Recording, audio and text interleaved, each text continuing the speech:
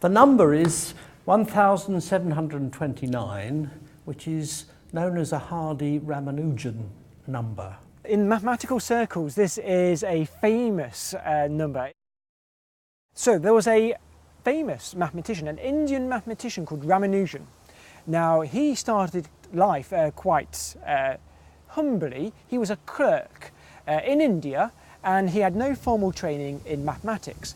However, he worked as a mathematician in his spare time, he had proven some things. He sent these proofs to Cambridge. A lot of the Cambridge mathematicians just ignored it, but one Cambridge mathematician, Geoffrey Hardy, recognised something in this. Now the proofs that he did were actually things that were already well known, but he invited Ramanujan over to England and started to work with him. And Ramanujan is now famous as being one of the great number theorists. Unfortunately, the English weather and the English food did not agree with Ramanujan. This is round about the First World War. England is on rationing, it's cold, it's wet. He got quite ill. Geoffrey Hardy visited Ramanujan in hospital.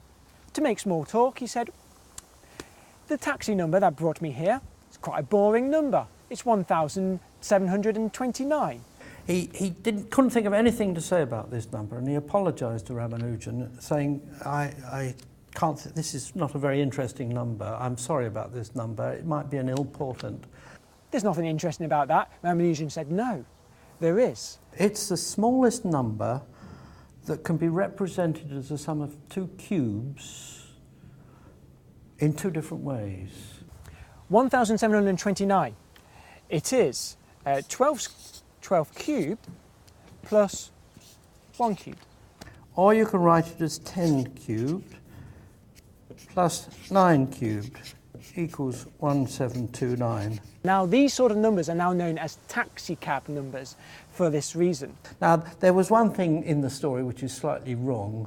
He should have said the sum of two cubes of positive numbers, positive integers, because you can find another solution to this if you allow negative numbers in there. So Geoffrey Hardy told this story, and I think people tell this story to show how brilliant Ramanujan was. He could just come up with that off the top of his head.